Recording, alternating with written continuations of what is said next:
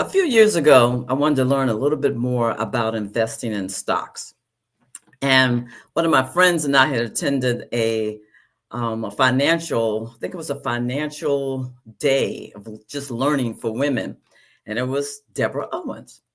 So I thought, you know what? I just want to learn a little bit more. Well, I joined WealthyU, and I did not realize that I was going to learn far more than just stocks. She also has a book out. We'll talk a little bit about that in a bit. But I learned so much about real estate that you wouldn't learn in a normal daily setting. Just something you wouldn't learn just having conversations with your friends. I learned just the breadth of it, and I thought, wow, I didn't know I could invest in a group. I just didn't know from stocks that your stocks are personal. And I actually divested from a particular company. It's a very large, well-known company because I didn't care for the leadership style and how they treated their employees. So I divested and I invested in another company just based on their leadership and how they cared for their employees. So I learned the personal part of investing from WealthyU. I also read her book from cover to cover, Wealth Secrets. It was fascinating. So I'm not going to spend so much time talking to you about my participation in WealthyU. I am an alumni, but we're going to get started here. So welcome to Lead Like You Mean It, people. It's a live series where we have bold, honest conversations with real leaders who bring confidence, care, and clarity to the way they lead. I'm your host, Carla Coates. And today we'll explore what it takes to lead with confidence in times of uncertainty and change. And our guest is Miss Deborah Owens, known as America's Wealth Coach. And she is a former Fidelity Investment Vice President and the founder of WealthyU. With over 2 decades in the financial service industry, she has dedicated her career to helping women overcome fear, build confidence, and step boldly into investing and wealth creation. And through WealthyU, she has guided thousands of women in transforming from cautious savers to confident leaders of their financial future. And in this episode, we're going to unlock what leaders can learn from Miss Deborah's journey. So, Deborah Owens, thank you so much for being a guest. As an alumni of WealthyU, I welcome you wholeheartely. Well, I gotta tell you how grateful I am to be on your show. Right, you're sharing your story, and that story touched my heart because that's the reason I built WealthyU. Was for women like you. I'm a first generation investor. Had I never gone into the financial field, I would know nothing. And so, as a result of that experience, it really made me see that the knowledge of how to build wealth is inherited. Yeah. And so, if no one in your family ever led in that area financially, then that's how, that's why so many people wonder why they don't have this knowledge. Is because it's not learned through your formal education.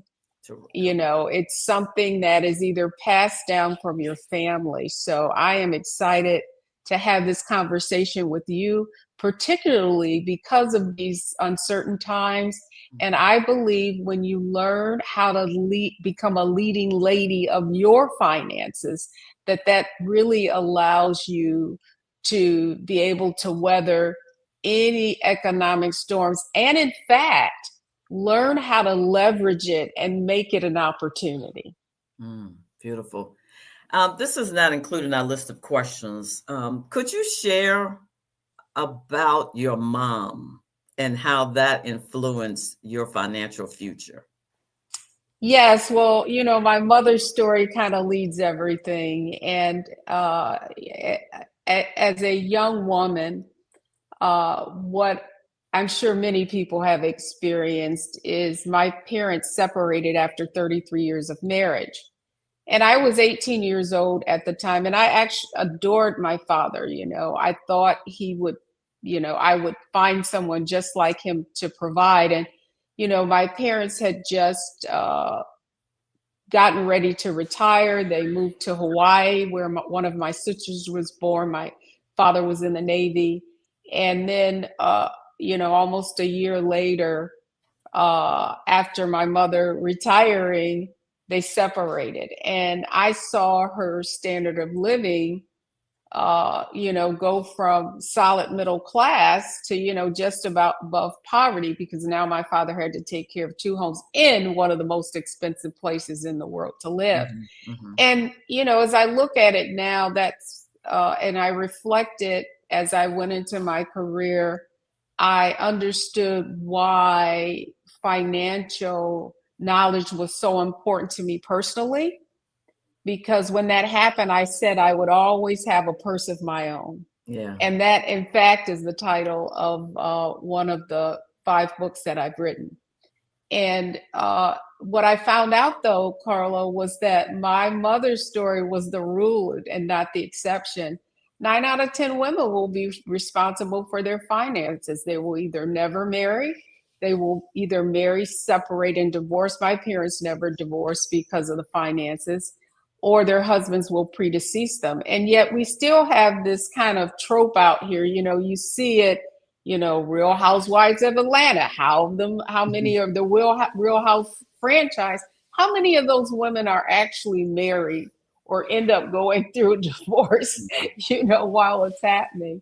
And so at that point, I had spent a career in financial services, and I learned what are the secrets of the wealthy and how you become financially independent. And I wanted to share it with the world. And that took me on quite the journey. I toured with Bishop Jakes, God's Leading Ladies, and have been on a number of programs from CNN to ABC, News One Now, and then spent some time on News One, a segment I called WealthyU with Roland Martin. And so that journey really gave me more exposure because the whole goal is to help 1 million women get to 1 million in their portfolios, and we have them happening every day. It's exciting to get these texts. And so, so my mother, and she passed 2 years ago, and there's not a day that goes by that I don't either say something she says or think about her. So she was a fascinating, one of the most generous women that I know. And here's what's interesting. As she was becoming ill, there were all these women coming in to see her. And they said, they would say things like, "Oh, your mother taught me how to organize." Now, my mother so that was the blessing in that separation. She became a different person. She had never swam. She learned how to swim. She became quite the activist. I had a friend, I'm from Detroit. I had a friend call me, "Your mother's in the newspaper. She's marching on Detroit public schools," right? And so, and then she would travel with me on all of my speaking engagements. So in the second part of her life, and this is what I want all women to understand, is you have everything you need to be everything you need to be. The only thing between you and achieving the kind of financial independence that you deserve and desire and deserve is knowledge, right? Yes. And so you can make phenomenal changes at any point. All it takes is a decision. And what kind of decision is that? Well, that decision, number one, is to ask for help. Yeah. How many of us feel like we can do it all on our own? Or, maybe you're on YouTube watching a bunch of things, that you think you're going to learn. And the danger of that access is you have people who don't really know, right? And so I think what's important, and what's important for me, I am a big champion of personal development for myself, like you're a leadership coach. Yes. If I wanted to lead and learn how to be a better leader, guess what? I'd invest with the leadership coach with a proven track record. And so that's really what I had to determine, Carla, is can I really help a woman get to 7 figures, right?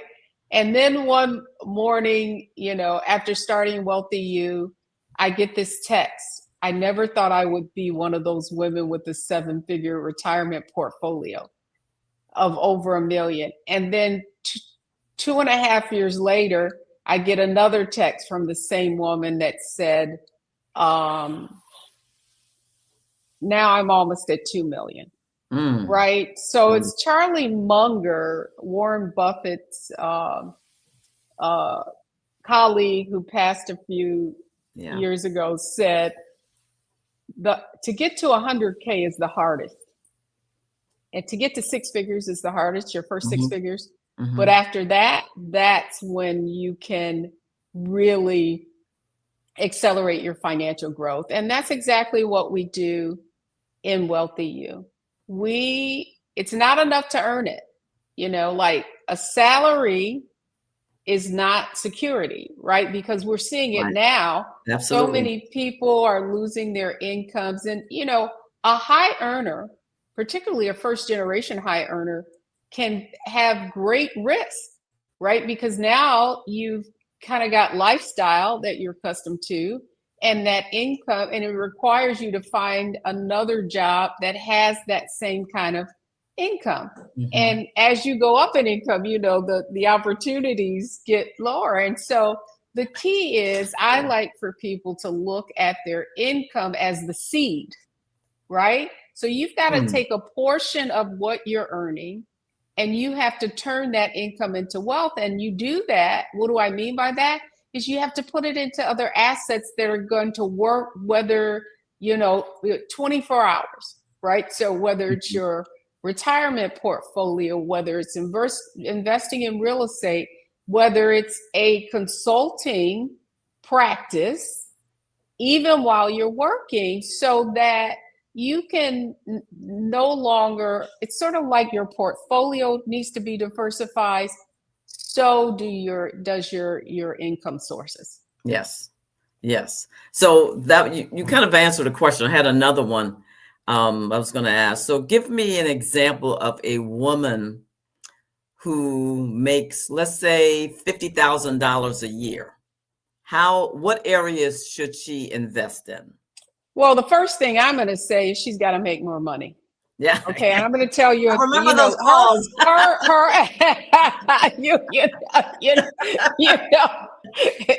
You are undervaluing yourself. You got a BA, an MBA, 2 MBAs, and you're making $50,000. That's crazy to me, right? So you've invested hundreds of thousands of dollars. I need you to get a return on investment.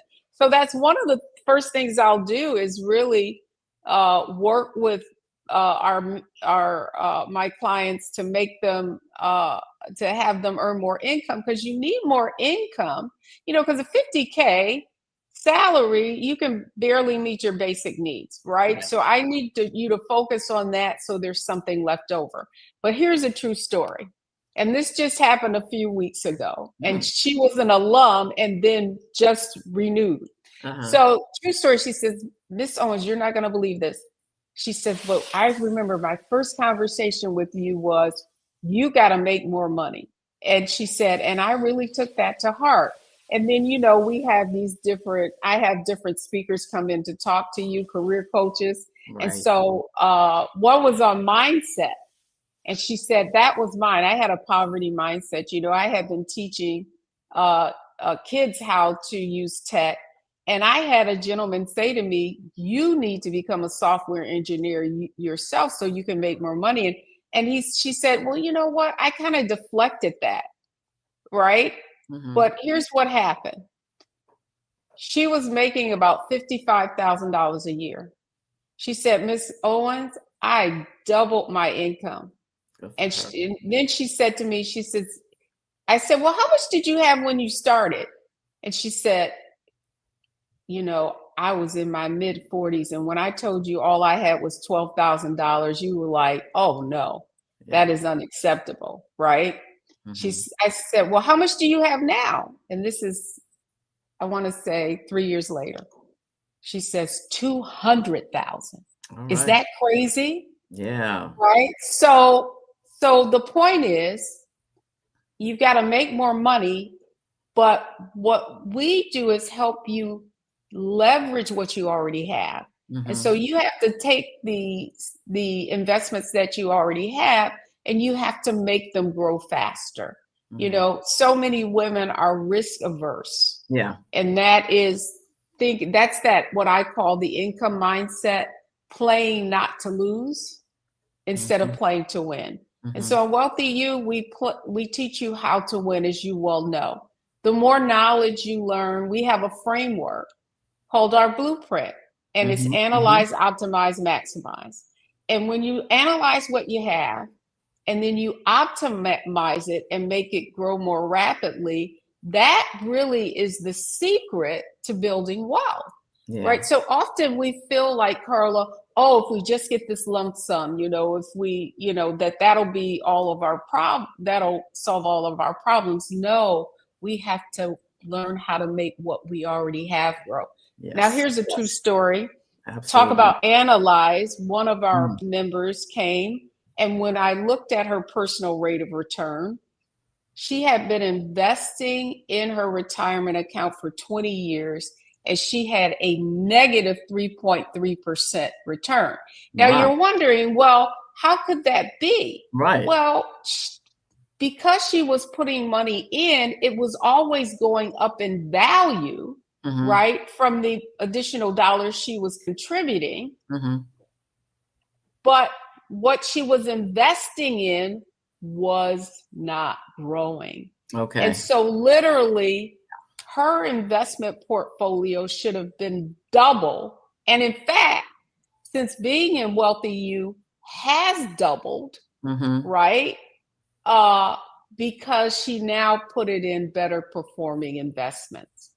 She also didn't know, through her employer, she had a self-directed brokerage account, which allowed her to not be limited to just the funds that her employer offered. She could get a self-directed brokerage account and then invest in all different companies' funds.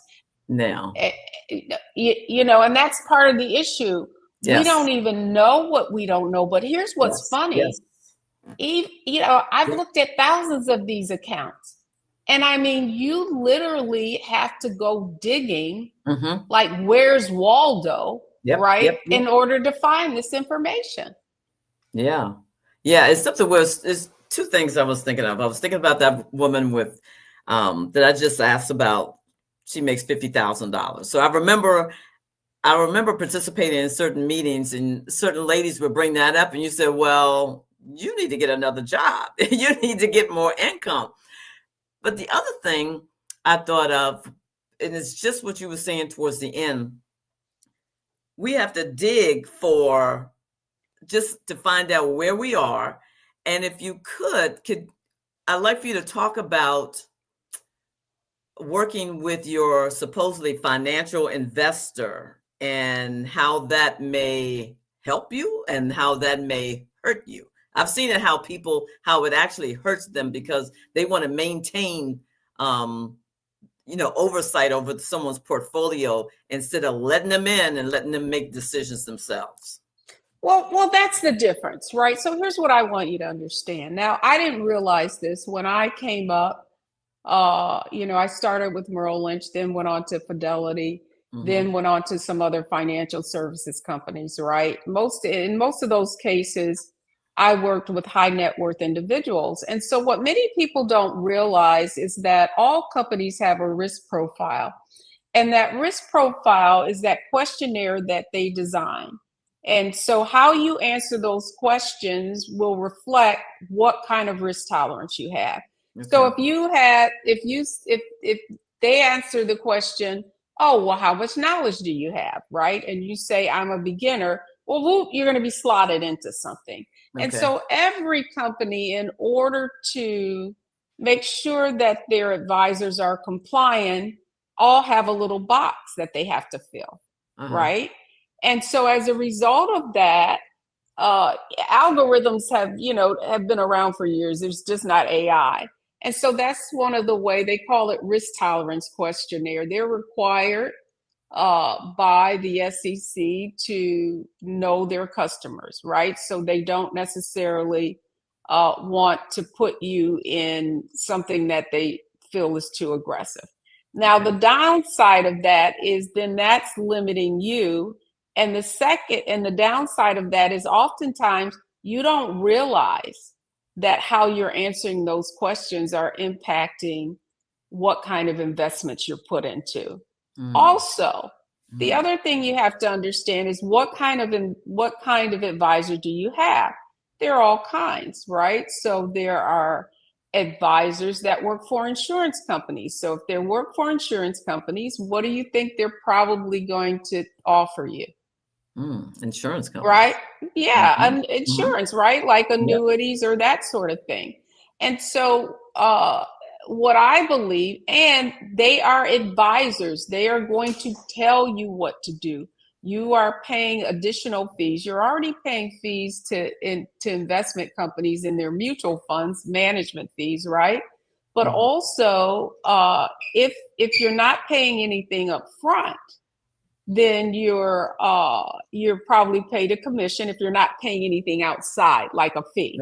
And then you have fee-only advisors, and those fee-only advisors charge you a fee. It could be like up to $1 million. It might be 0.5%, which is $5,000 a year. So you're saying, okay, I'm going to pay you to take care of this for me. But here's the problem. Financial ignorance is expensive.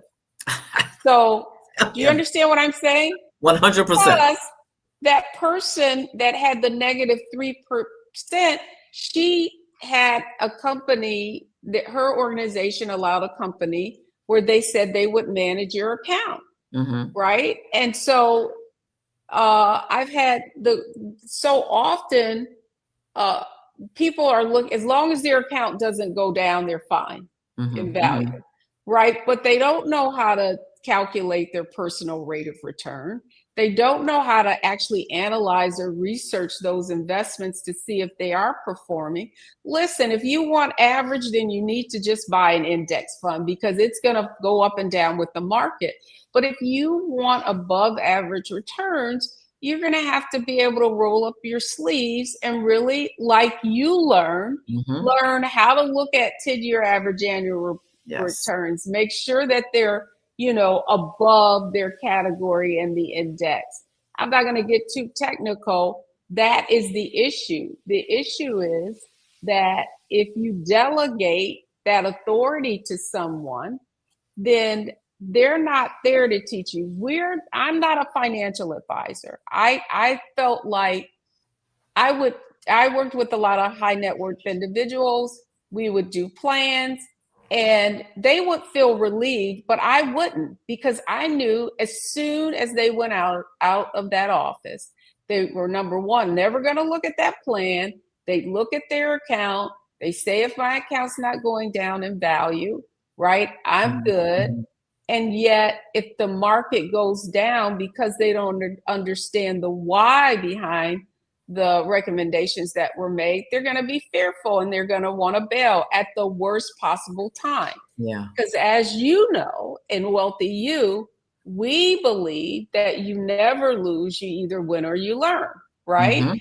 And what we also found, and you were there with COVID, and you saw the number of women who, my conversation was, this is an opportunity. And then a year later, 2 years later, many of those women's portfolio who hung in there, their portfolios have doubled. And, the other thing I want to say as well, Carla, is I believe that we are in what is Web 3.0 in steroids, right? So Web 1.0 was the internet. Web 2.0 was PCs and phones. And then Web 3.0, we thought it was going to be what the metaverse with all of this, and then AI came in. The impact that AI is making, two, one is disruption, and we're already seeing that, right? Mm-hmm. With people getting laid off because companies are able to do more with less. But we're just at the cusp of things. And I will say that this next decade is going to bring amazing opportunities on the investment side as well as on the career side. But what it's going to require is for people to engage and update their skill set to align with this new technology, because there's going to be a whole set of jobs now for implementation. I mean, Yes. AI, you got to tell AI to do something, right? Mm-hmm. Like, and I think we're very rudimentary now. Now they're coming up with what they call ways to make agents that are fundamentally going to be able to do work that in so much less time. They just had a app, I forget what it is, a coder code for 30 hours straight. Wow. Right. And so can a human do that? No. Mm-mm. Right. So, and you think about it, we've been told, well, tech is the one thing that, is not going to be impacted. Well, yeah, it is. Right. And so if I were a software engineer or something like that, I would be retooling and focused on AI. So the point I want to make is I really feel like the opportunity is on the investment side. Still legacy companies like the Magnificent Seven, Microsoft, Facebook, Alphabet, all of those companies are investing in other AI companies as opposed to try to do it internally. Apple's behind the 8 ball because they tried to do it internally. It's not working. And then we have just some phenomenal companies from semiconductors. It's going to require a lot of computing, a lot of storage. And so that's what we're researching and analyzing in WealthyU. We do a mutual fund and a stock every month. And I believe that this is going to be a great opportunity for people to accelerate the rate of returns on their investment portfolios. But you've got to do your homework. Yes. You gotta, it can't be, I'm going on YouTube, they say that was a good investment. No, because roll up your sleeves. No. Yeah. And then it kind of, when you go on YouTube, it's just something that's going to show you something for maybe 2 or 3 minutes. And how are you going to align that with your funds? I mean, you show me something 2 or 3 minutes, I cannot sit there and learn what you know, what you're saying that because a lot of them come across with just, I'm just going to tell you what to do, but they don't have the knowledge that's going to help me in years to come. It's something that's quick so I can get a video out there, but it really doesn't help me with my investment. So anyway. Well, that's what's important. And I want to go back to the fact that I had to operationalize my knowledge, right? And that operationalizing that knowledge is our framework. It's called our blueprint. Mm-hmm. And that is now responsible, right, for teaching thousands of women how to manage their portfolio and accelerate their financial growth. So as you well know, Carla, we're old school, right? Like we literally roll up our sleeves. Yeah. And I'm teaching you the same way an analyst of a portfolio manager would make a decision on analysis on stocks. When you mutual funds, I teach you how Morningstar comes up with their ratings. Mm-hmm. That criteria. Just because something is 5-star doesn't make it a great fund, as you well know, right? I remember that. Yeah, and so what I want to say to people is that it is not enough to just go online and somebody recommends something and you invest in it. Yeah.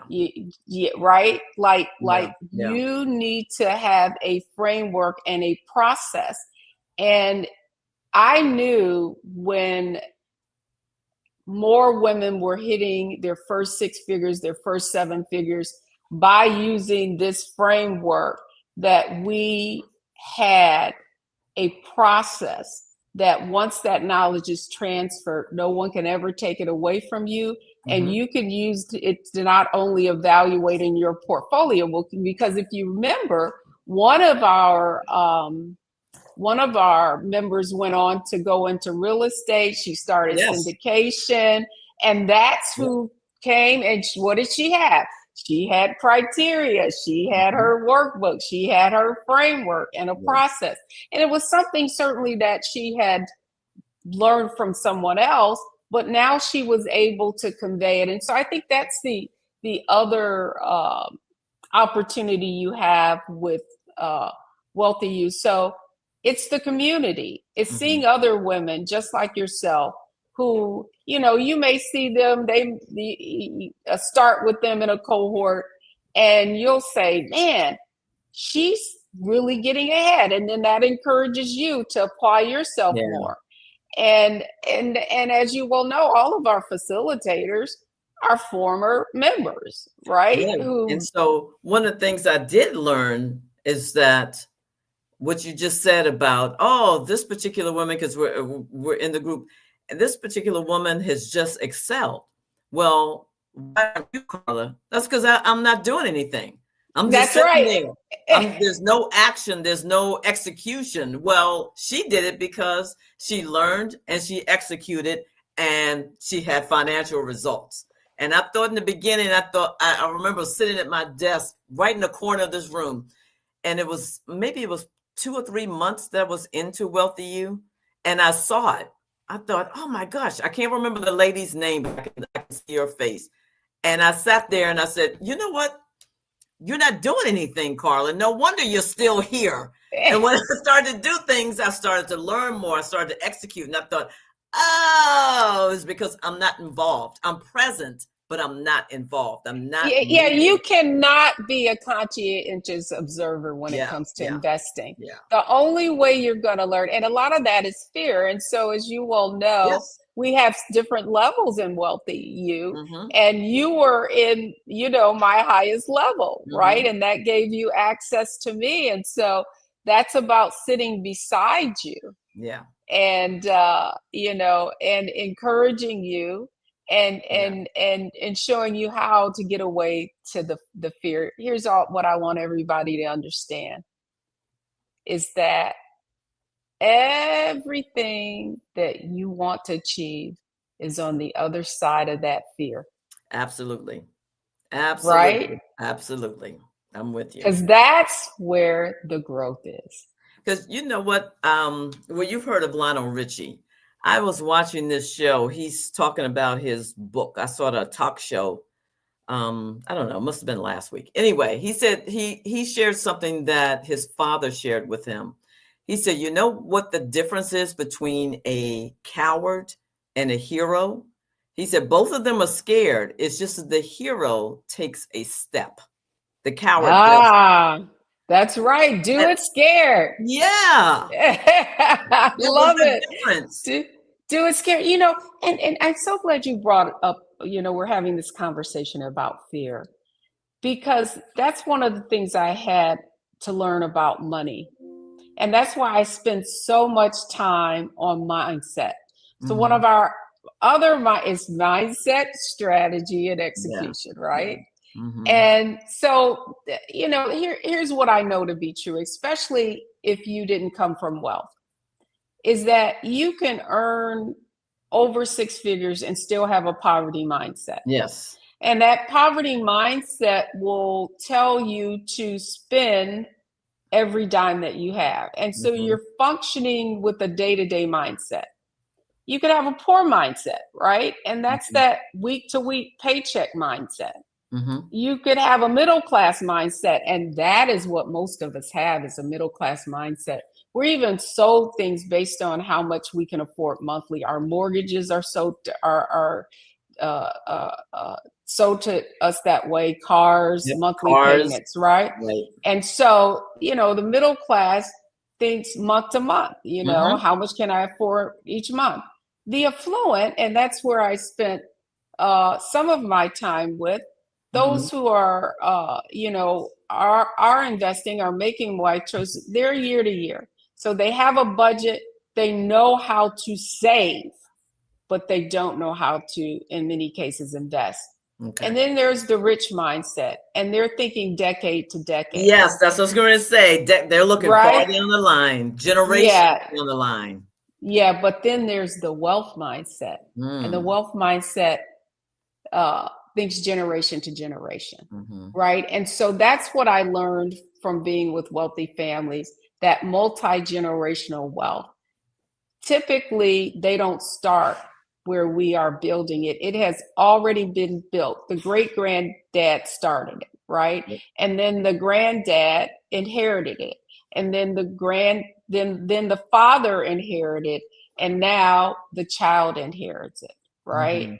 I live in a resort community, and many of those homes are multi-generational in that the grandson now has a property worth $1 million, and the original investment was less than 50. Wow. And in some cases, the loss was 25. So that's the point that I'm making. Oftentimes, we think that it is a function of earning an income. No, the income is the seed. You have to be the person who plants that asset today, so that generations from now, my children, their children. So I just became a grandmother, right? Oh, congratulations. Thank you. And so, my husband and I are already thinking, okay, so what's the first thing? The 529 plan. That's what we did for our kids.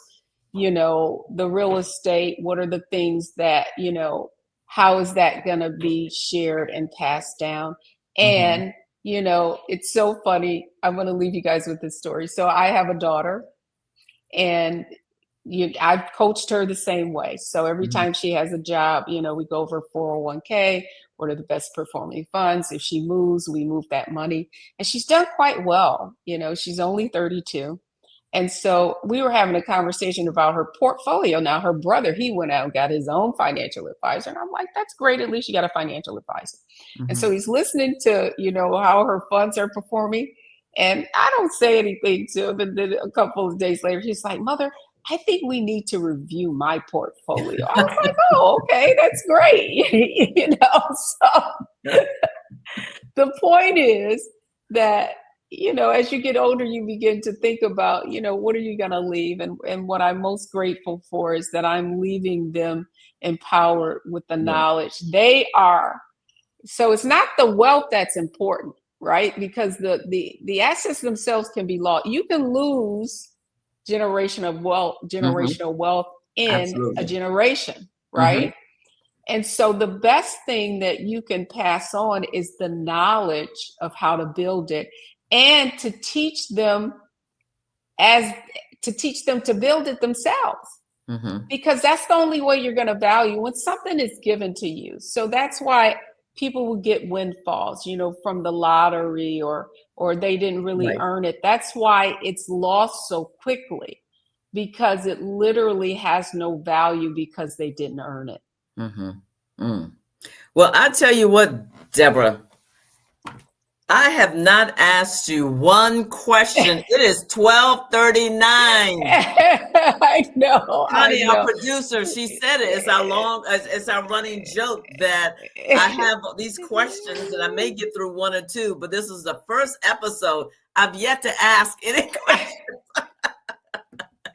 Well, I feel like I'm having a conversation with my girlfriend. Yeah. I'm so grateful that you invested in WealthyU and the impact, and that you are an alum, and the impact it has made on your lives. And I do want to encourage your viewers, and I want to give a gift. I want to give a gift. And so I have, for those of you who want to have access to the audiobook of Wealth Secrets, I'm going to put a link. I think I put it in there. Yeah, there's a link that you can post on your replay, or I don't know if you're able to show it during this video, but I want to leave them with the Wealth Secrets audio book, no cost. And I want to thank you for making this opportunity for me. Thank you for sharing your platform with me. I'm really grateful. I appreciate it. And I tell you, when I thought of different people, I always say that I'm very particular on who I ask. Oh, but so I made the cut. Oh, yeah. Of course you made the cut. But I appreciate it. And I thank you for all the wisdom that you shared with me over the last 2 years, even to the point that sharing the tax attorney, Beverly Winstead. I mean, I learned from you, and I thought, wow, a tax attorney? Absolutely. So I've learned so much from you, and I appreciate it. And I enjoy reading. I think it was it was 2 years ago that I read Wealth Secrets. And then your other book, I have it, but I haven't started to read it. A Purse of Your Own, yeah. Purse of Your Own, okay. A Purse of Your Own. However, stay tuned, because that book is being updated. Believe it or not, it's its 15th anniversary. As I shared with you, the title of the book is based on my mother's story, and it spurred my work with women, A Purse of Your Own. So I'm excited about the future. And I hope that I want to leave your audience with just some insight. And that insight is that one of my greatest lessons that I ever learned was early in my career. And it's Black Monday. That's how, no, it's Black. Is it Black Monday? Yeah, it's Black Monday or Black Friday. Well, anyway, the market went down 20% in one day. I had just started working at Merrill Lynch, and then we started getting all these sell orders, and people were coming in, sell. And these were a lot of the managers and workers, because I grew up in Detroit. And so, as you can imagine, Chrysler, Ford, I'm in Dearborn, which is Ford country. And so later on that, and so we had all of these tickets. I was pulling my hair, and I was like, oh my God, did I pick the wrong field? And then later on that night, all of our wealthy clients were sitting down, had made appointments with the brokers, and then we started getting more tickets. And I was like, oh my, because we would get tickets over. This is how old school it was, pneumatic tubes, like how you used to go through the bank. That's how we would get our tickets and write it down. Well, all day they were all buys. Guess what? The wealthy people, what did their tickets? Were their tickets buys or sales? I don't know. They were buys. So they were buying when it was low. When everybody else was selling. Makes sense. Right. Okay. And that was my greatest lesson. And I would say that even for today, I want you to follow the money. And this is all I want you to know. And I've learned over 2 decades in this business, is your greatest opportunity presents itself when there is chaos and disruption. Wow. That's where we are right now. Don't be fearful of it. Lean into it and follow the money. Lean into it and follow the money. Well, I thank you, Mrs. Deborah Owens. Thank you for your wealth of knowledge. I appreciate you sharing a portion of your book. Connie will take care of it, so we can have the link out there for everyone. So for the ladies who are interested, I encourage you to join WealthyU. You will learn a wealth of information that will help you propel your investments, and so they can grow. Deborah, thank you so much again. I appreciate it. And thank you for having me. Absolutely. So then we're going to close out.